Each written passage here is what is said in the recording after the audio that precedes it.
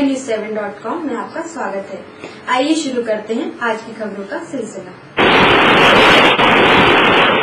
देश के वित्त मंत्री दादा प्रणब मुखर्जी ने अपना बजट पेश कर दिया, लेकिन इस बजट के पिटारे में देश की जनता के लिए कुछ भी नहीं निकला सिवाय निराशा के।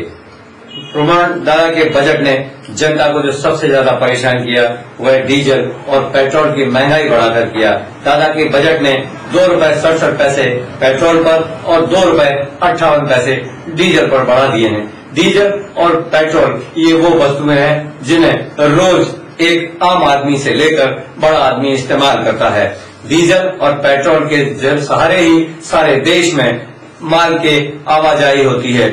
यदि डीजल और पेट्रोल बढ़ेगा तो स्वाभाविक है ट्रांसपोर्टेशन भी बढ़ेगा, और ट्रांसपोर्टेशन बढ़ेगा तो इस देश में बिकने वाली हर चीज महंगी होगी और गरीबों पर मार कहा है। मध्य प्रदेश के पूर्व मुख्यमंत्री दिग्विजय सिंह ने बजट को आम जनता, किसानों और गरीबों के हित का बताया है, जिसमें उन्होंने कहा है कि बजट में स्वास्थ्य, शिक्षा, रोड और रक्षा के लिए बजट बढ़ाया गया है, जिससे देश में विकास होगा।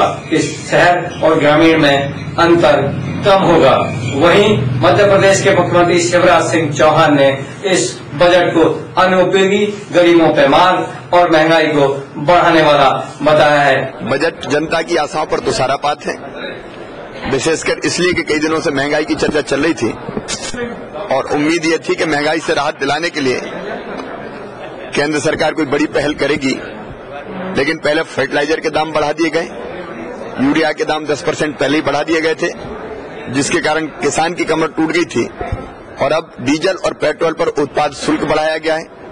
इसके कारण डीजल महंगा होगा, पेट्रोल महंगा होगा।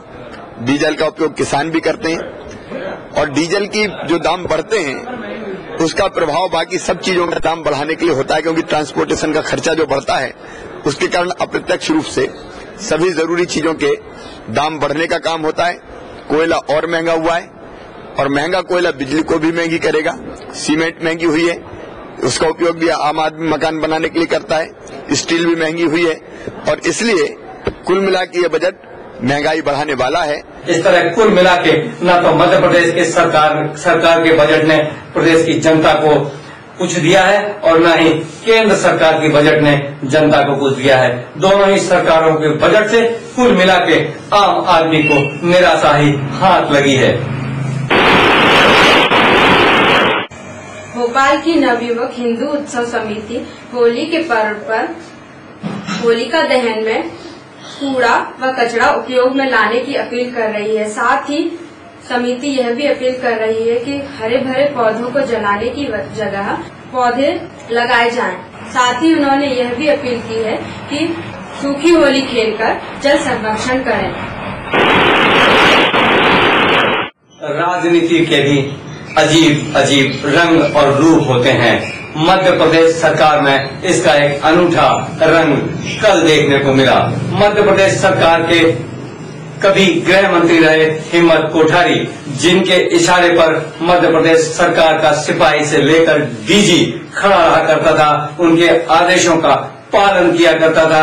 आज उसी हिम्मत कोठारी की उसी मध्य प्रदेश में और उसी सत्ताधारी भारतीय जनता पार्टी में किस कदर मट्टी कुट रही है ये बताने की जरूरत नहीं। मध्य प्रदेश के पूर्व गृह मंत्री हिम्मत कोठारी अपना पिछला विधानसभा का चुनाव निर्दलीय प्रत्याशी पारस सकलेचा दादा से लगभग 32,000 वोटों से रतलाम में हारने के बाद राजनीति के किनारे पर पहुंच गए थे। अब धीरे धीरे वीरेंद्र हिम्मत कोठारी को प्रशासन ने किनारे करना शुरू कर दिया है। वहीं उनकी उस भारतीय जनता पार्टी ने भी किनारे लगाना शुरू कर दिया है, जिसके कभी वो सरमौर हुआ करते थे। कल प्रशासन ने उन्हीं पुलिस अमले के साथ जाकर उनके बंगले को सील कर दिया और उन्हें इसे यह दिखा दिया कि उनकी मध्य प्रदेश में आज एक साधारण इंसान की भी अहमियत नहीं बची है। मेरा एच.के. तिवारी जी, ये जो हिम्मत कोठारी जी का बंगला सील हुआ है, किस कारण हुआ है? ये इसलिए हुआ है कि काफी दिनों से बंगला जिन उनके नाम से था, बाकी अभी कोई उनको पद नहीं मिलने के कारण संपदा संचालक के श्रीमती रेणु तिवारी के आदेशानुसार संपदा वाले आकर के बंगले में सील करके चले गए। और कोई बात तो नहीं है? नहीं, और कोई बात नहीं। चलिए, हम आपको बता दें कि हिम्मत कोठारी को गृह मंत्री बनने के साथ ही शासन ने यह बंगला अलॉट किया था। चूंकि वो चुनाव हार चुके हैं, चुनाव हारने के बाद शासन की ओर से उन्हें कई रिमाइंडर भेजे गए इस मकान को खाली करने के लिए, लेकिन हिम्मत कोठारी ने अपनी पहुंच और अपने प्रभाव का इस्तेमाल करते हुए इस बंगले को खाली करना मुनासिब नहीं समझा। मजबूर होकर प्रदेश सरकार ने इस बंगले को खाली न करने के बदले में पुलिस प्रशासन की मौजूदगी में इसे सील कर दिया।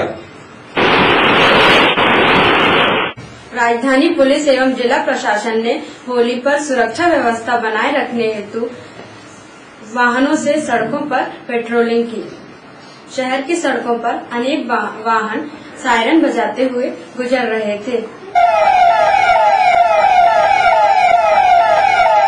इन वाहनों में पुलिस के अधिकारी व एसडीएम मौजूद थे।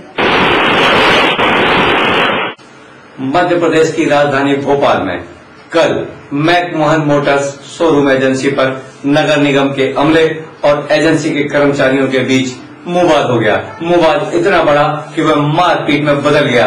पहले तो मैकमोहन मोटर के कर्मचारियों ने नगर निगम के कुछ कर्मचारियों के साथ बेरहमी के साथ मारपीट की।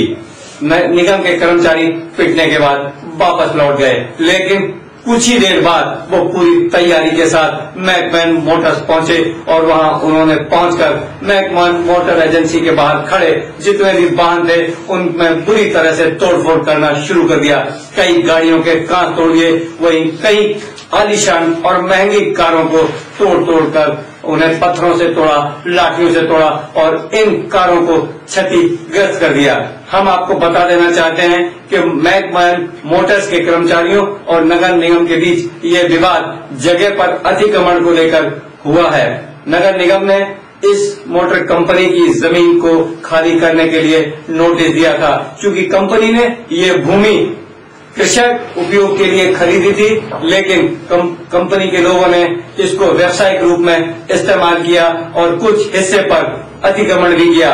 नगर निगम ने अतिक्रमण हटाने को नोटिस दिया, किंतु जब मैकमोहन मोटर के मालिक ने इसे नहीं हटाया तो कल नगर निगम का अमला उसे हटाने पहुंचा तो नगर निगम के अमले में और मैकमोहन कर्मचारियों के बीच विवाद हो गया। विवाद में झगड़ा हुआ और मामला मारपीट तक पहुंचा है। अब ये मामला पुलिस थाने तक चला गया है। थाने में दोनों पक्षों की ओर से एक दूसरे के खिलाफ मामला दर्ज कराया गया है। अब देखना यह होगा कि ऊंचा रसूख और राजनीतिक पकड़ रखने वाले मैकमोहन मोटर्स के मालिक इन हमलावरों के खिलाफ क्या कार्रवाई करा सकते हैं। और नगर निगम प्रशासन के सामने भी ये चेतावनी है कि उनके कर्मचारियों के साथ मारपीट करने वाले इस कंपनी के प्रबंधकों के खिलाफ और कर्मचारियों के खिलाफ क्या वो कार्रवाई करा सकते हैं। अन्यथा आने वाले समय में किसी भी प्रभावशाली व्यक्ति के घर या किसी भी संस्था पर नगर निगम के कर्मचारी अतिक्रमण हटाने का साहस नहीं कर सकेंगे। खबरों में बस इतना ही। आप देखते रहिए IndiaNews7.com। नमस्कार।